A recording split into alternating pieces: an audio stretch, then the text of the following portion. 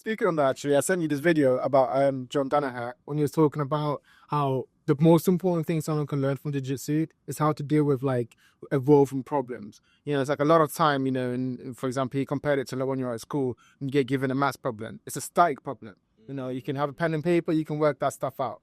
But in jiu-jitsu, you try to figure out the problem that's being presented. The other person is trying to change that problem and react to you trying to figure out that problem. Yeah. So talk to me about how that applies to life. I want to get more into like the philosophy and life of jiu-jitsu and what the lessons that we can learn. Come back to what we were talking about earlier. So yeah, how does jiu-jitsu teach you to deal with evolving problems? Yeah, again, like thinking under pressure is such a big part of jiu-jitsu. Being in positions that if you didn't train jiu-jitsu, you would never find yourself. Unless it was maybe life or death. Someone's trying to kill you because you're simulating that in the sense. So yeah, like as much as if you just start from the foundation of how it teaches you to carry confidence, but then beyond that, which I think it was more deep, kind of degree. In jiu-jitsu, it teaches you a lot about overcoming your instincts. Probably sometimes your instincts are good and they can help and they're important, but sometimes your instinct will be, I just want to turn around and choke me, you know, oh, I don't like this anymore, I give up. But you know, learning to think objectively when every part of you wants to not do that. I feel that's very like grounding, and that I try to place everywhere. 100%. I learned that so many times about just how you see yourself. You know, I think when you try anything hard, you know, for example, I give the podcast and it's even poetry, to even link it to that, right? It's like when I'm about to go and perform, I am nervous. I am like, my leg is shaking. I'm like, I don't want to do this. This is not a good idea. There's all these people here. Why did I do this? And then you go up and you do it. And then afterwards, you're like, oh my God, I'm so glad I did this. Like, this is amazing. I always knew I could do this. So those two conversations you had with yourself, nothing's changed, right? It's just the ability, the evidence that you presented to yourself about your scenario, right? You've gone to yourself, okay, I can actually do this. So now your body's gone, yeah, he's right, we can actually do this. So it's literally about giving yourself the evidence for you to believe in yourself. You know, when you're nervous before you do anything in life, you know, before you go out and apply for that job or before you go talk to that girl, it's like, all you need is the evidence that you can do it. But you don't have the evidence yet because you just need to go through that emotion.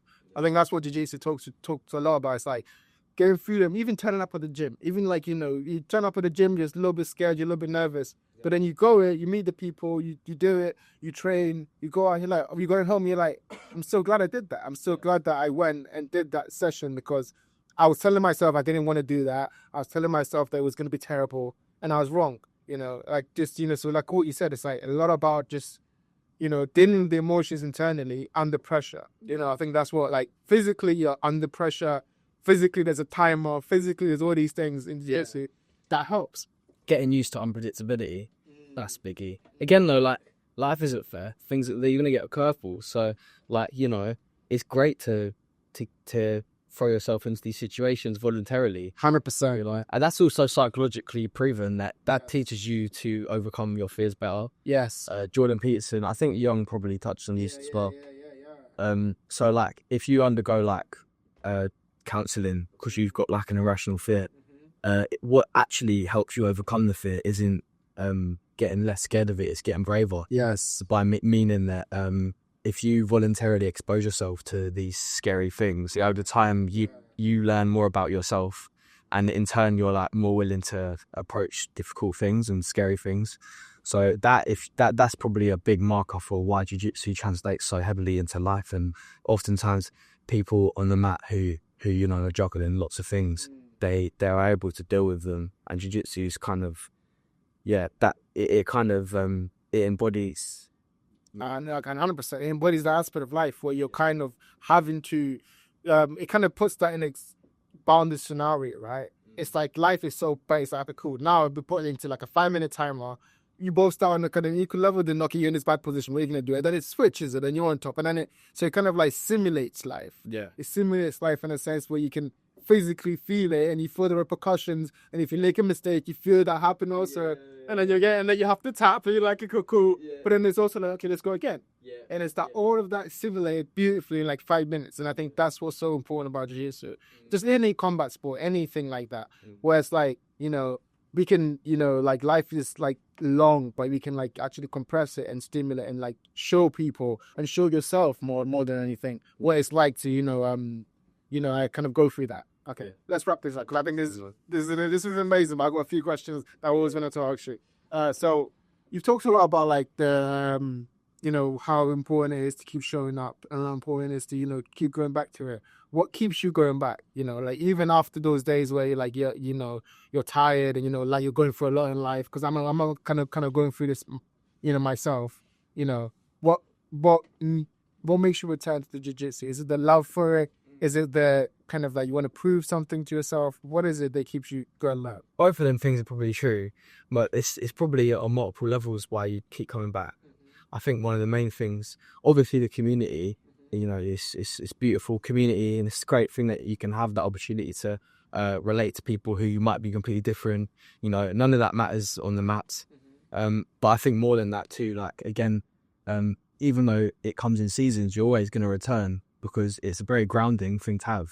And then obviously more than that, the philosophy behind the art sort of, you don't want to ever stray too far. Not that you have to feel a sense of obligation that you need to go back, but you kind of know like, oh man, I should get back on the mats, because you understand that at that base level, like it helps in other areas. So it kind of compounds. It compounds, yeah. Then he talks about that as well. So he's like, well, even when he was studying, and he was like, there was different unis that, he had a lot of bad luck in Brazil while he was studying for his degree. And he was having to switch between different unis and doing different courses. But all the while he was doing that, he was still training. But I think because it keeps you grounded, and it also orients your lifestyle. So your lifestyle, this is balanced around that. Yeah. And you might be more willing to go, all right, cool, I probably shouldn't go out. Yeah. Because otherwise I'm going to be too fucked to train there. Just, again, life comes in swings and roundabouts. You're never going to get it perfect all the time. But you always come back to that because you understand that it's what it's done for you and it will carry you through a lot. 100% agree. 100% agree. Anything that I've done that's been difficult has been because I learned that I can do difficult things. Go to jiu-jitsu and train, and going home after this, like, oh my God, like I did that. Like I went up against that bell, whatever, like, I lost, but like I did it.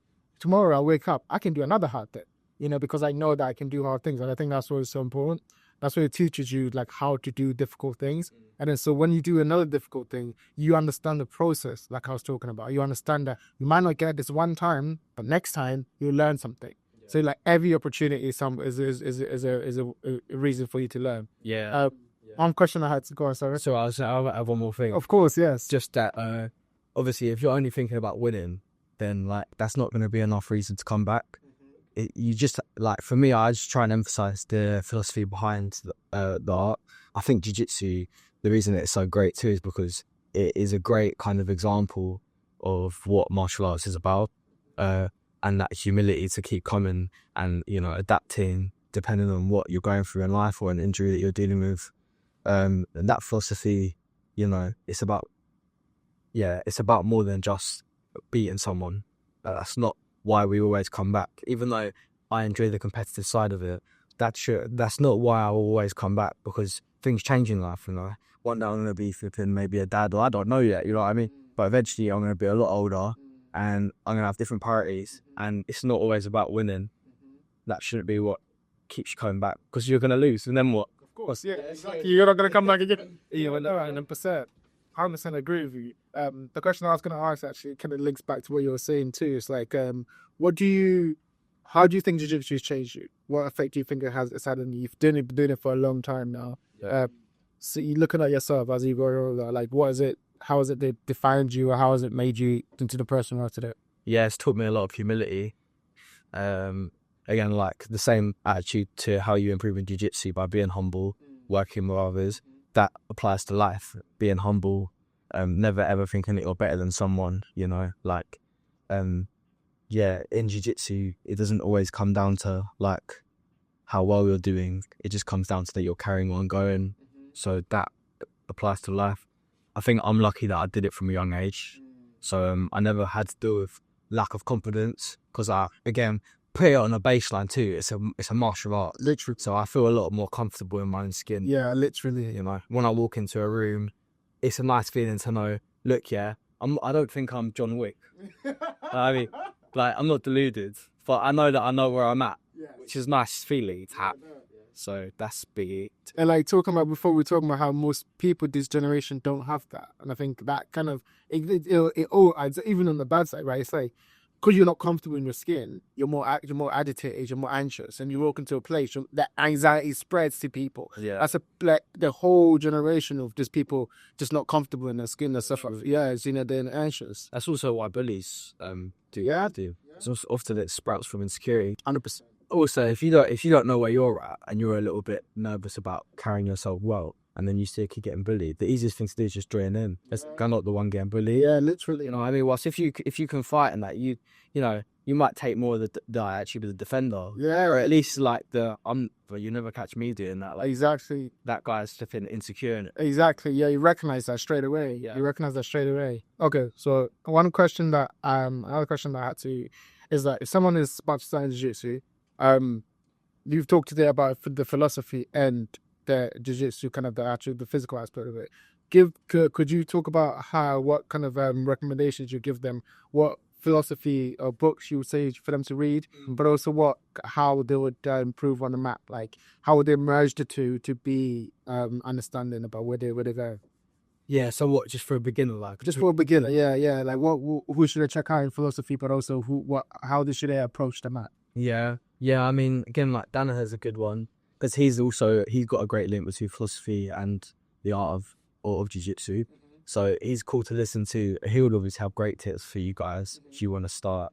And yeah, just keep coming, man. Like everyone says it, but it's so true. It's so true, and it will pay off eventually. And yeah, you'll be glad. It will become a lifestyle for you. It will translate into other areas. It will improve your confidence. It will improve your fitness. So yeah, like if you're hesitant to start, don't be. And yeah, like again, like Plato plays so much emphasis on this because I think he understands that like a society of pure intellectuals isn't enough. You have to have that duality. So if you don't yet, then take it as a great opportunity. Jiu-jitsu is a great one because people will work with you, people are humble. Also, like everyone knows what it's like to get beat. Yeah. So you're never going to get anyone who's flipping too egotistical to like help you out. At least if you're in a good gym with a good culture. If there is gyms like that then you probably should move. So just remember that. Yeah, it's never about being the best, or it's never about like you should never be worried about what people are thinking. Jiu-jitsu is like a safe space for you, especially if you're just starting. Like people are only ever going to help you up. So I completely agree. I think and two, I think both points you said too. I think one, definitely check out John Danaher. I think his ability to like kind of rattle off like philosophy concept and link it to how you can learn in martial arts is so important. Yeah. I think also that's like, yeah, like you mentioned, the duality of man. I think that's the most important thing. I kind of embody this my whole life. It's like the poetry is because I was like, okay, how far can I go with understanding my emotions, with understanding my thought process, with understanding myself? Can I take it into like really deep literature? And then also like I've always been involved in sports since I was a kid. Like how far can I go there? And it's like understanding both sides of yourself, kind of merge into one, then you're comfortable who you are. Because no one can tell you who you are if you know who you are. Exactly. Yeah. Also, okay, I'm gonna go on a tangent. Of course, bro. Like Jordan Peterson talks about the shadow too. Jung talks about the shadow. Yes. So like whether you like it or not, there's a side of you that you need to integrate. Yes. To fully be confident. Yes. And that's right. It's not about being aggressive or being nasty. It's just about understanding that you have a side of you that if you don't manage it and integrate it properly through martial arts, that it might manifest in ways that you don't want. So 100% better off doing it through a good gym, good people, and you're going to get better at defending yourself. Like there's no loss there. There's no loss there. 100%. And I think even to kind of develop on that point too, there's this guy who's a student of Jung. His name is Robert Moore, and he talks about Jung's archetypes. There's got like the magician archetype, you got the lover archetype, but you also have the warrior archetype, and that's also in people too. everyone has that archetype in them, but most people don't embrace that and don't kind of work on that. And if you don't work on that, it becomes the like you said, the shadow. It becomes a dark warrior archetype, where you're kind of like you're kind of timid, but you're also kind of biting, you're resentful, you've all these kind of feelings which is internal, but you don't exercise them. Then you start losing, you give into rage, you give into anger, because it's not, you don't know how to kind of take that and put it through the right channel, you know. I think that's so important too, that once you recognize that each individual has the archetype in them, then you can work on it. You begin on the journey of the jiu-jitsu where you just always working on it, and it's just slowly, you know, you have the rest of your life to do this. There's no rush, you know, and then the better you get, the more you have fun, and then, you know, it's like, you know, once you understand yourself and understand it is a martial art, you know, it's an art in of itself. You just do yours, you're not continuous journey, and I think that's the most beautiful thing. Yeah, no, mate, I couldn't have said it better myself.